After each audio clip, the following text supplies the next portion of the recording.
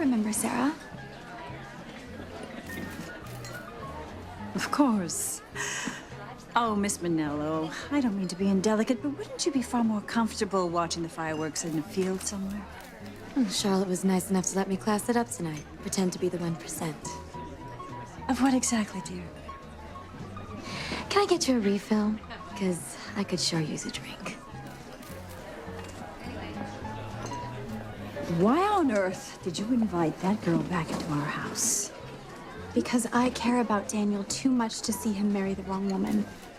And I don't think Emily's the one to make him happy. You know I concur in spades, but that doesn't explain the need to trot in somebody off the rack. Wake up, Mother. I'm sure Daniel still has feelings for Sara, and she still has feelings for him. They just need help remembering that. So you think that Sara could be the one who would put a stop to this wedding? If you weren't so focused on hating Emily, or more focused on worrying about Daniel, you might see it too. Don't tell me you're jealous. No. No, I'm not. Good. In a minute, I got a couple people I need to talk to.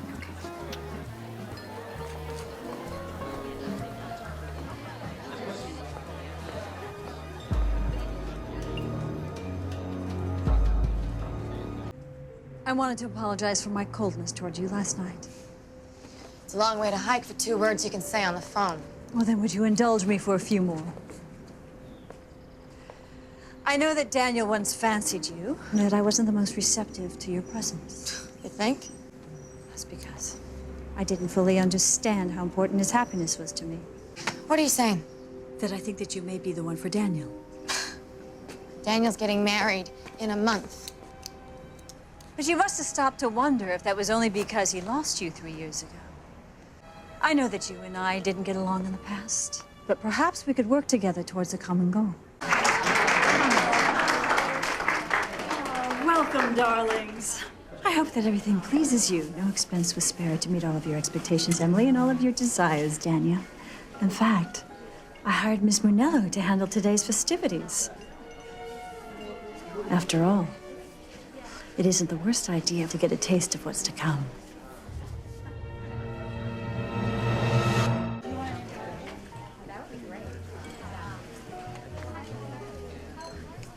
Now who's the stalker? Well, at least I have a legitimate excuse. Do you?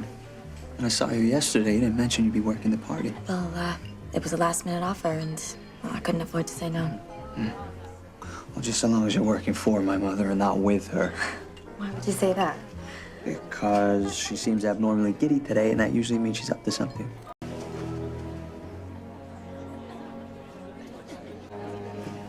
So now you've seen her ability to spin the truth. Hers or yours? I should never have come here. I was naive or hopeful. Yeah, maybe you're right that Emily and Danny won't work out, but it won't be her fault. You cannot be fooled by that girl. You think you're protecting your son?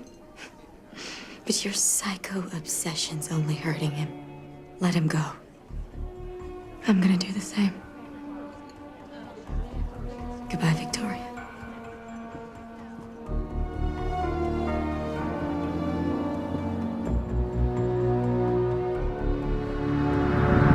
Seems you could have had your staff bring them down to my house. Yes, but there's one gift I wouldn't trust anyone to deliver. Yes, you've always known that I've doubted your devotion to my son, and I've never questioned his until now. What's this?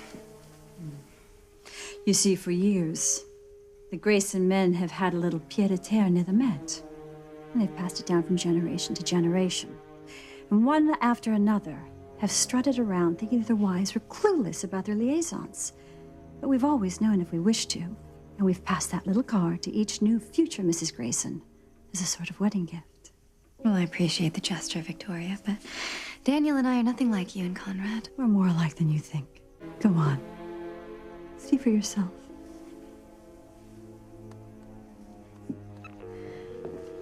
Hello again, Mrs. Grayson.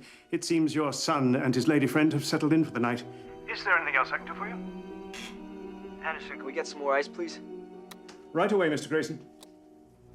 No. That'll be all.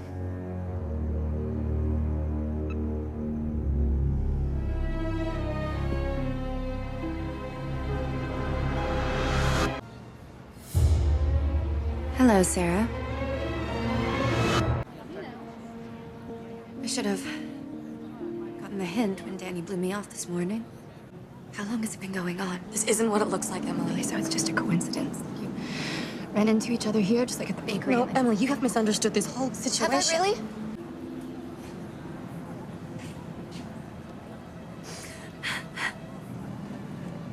I don't know what's wrong with me. I guess it's just the stress of the wedding.